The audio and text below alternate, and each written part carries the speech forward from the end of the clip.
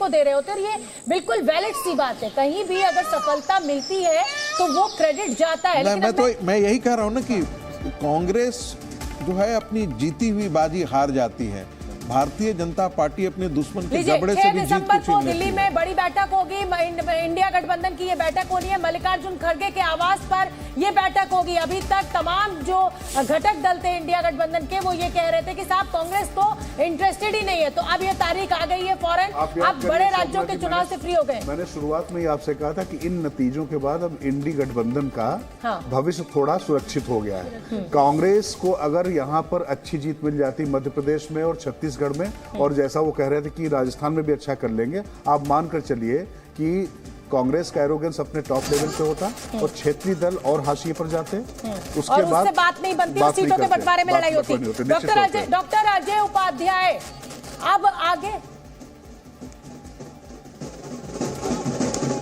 A K. Vajpayee साहब का मैं रुख कर लेती हूँ। ए.के. वाजपेयी साहब, इन नतीजों को आप कैसे देख रहे हैं? ये तो बल्ले बल्ले।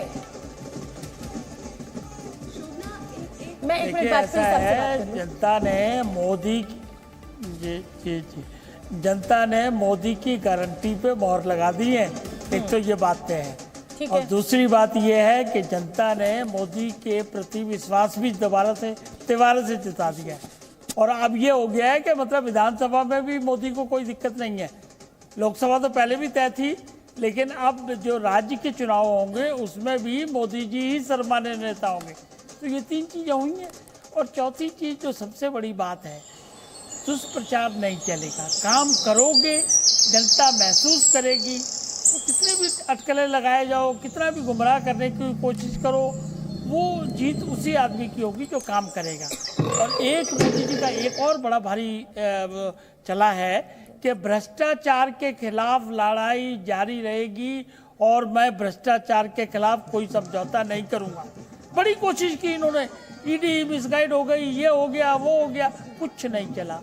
एक और इस चुनाव में निकल के आया कि जातिगत जनगणना का जो नारा राहुल गांधी ने भी दिया, बाकी लोगों ने दिया, और राहुल गांधी ने तो हर बार उस बात को कहा, वो भी नारा नहीं चला है। बड़ी खबर इस समय की बता दें, 22,148 वोटों से वसुंधरा राजे झालरापाटन से आगे चल रही है। 8वें राउंड की गिनती के बाद ये निर्णायक बढ़त है वसुंधरा राजे के लिए। और जैसा कि हम बार बार कह रहे हैं, मुख्यमंत्री वसुंधरा राजे होंगी या दिया सिंह होंगी, क्योंकि दिया सिंह भी महिला चेहरा होने के नाते एक जिसे कहा जाए कि फ्रंट फुट पर है।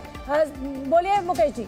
देखिए, वहां तो बहुत सारे चेहरे हैं, और इस बार जिस तरह से 7 सांसदों को लड़ाया है, तो ये एक भावना ये भी जगाई है लोगों में कि कौन होगा, ये बिल्कुल भी असमंजस की स्थिति है। वसुंधरा राजे ने सीधे और खुली चुनौती पूरे देश में, अगर भाजपा का जो केंद्रीय नेतृत्व है मोदी जी और अमित शाह का, उसके सामने किसी भी राज्य में किसी भी नेता की हिम्मत नहीं हुई। लेकिन वसुंधरा जी के साथ उनका समीकरण कभी नहीं अच्छा रहा, कभी नहीं बैठा। और देखिए, इस चुनाव से पहले जितनी समितियां बनी चल रहे हैं विजय बघेल से, उनके चचेरे नहीं भतीजे हैं। नहीं, पर एक बात आपको बताऊं, भूपेश बघेल की टिप्पणी देखिए, एरोगेंस था। कोई भी सरनेम बघेल लगा लेगा। मैं इंटरव्यू देख रहा था, उसमें का कोई भी सरनेम बघेल लगा लेगा तो वो हमारे परिवार का ना थोड़ी हो जाएगा। बताइए।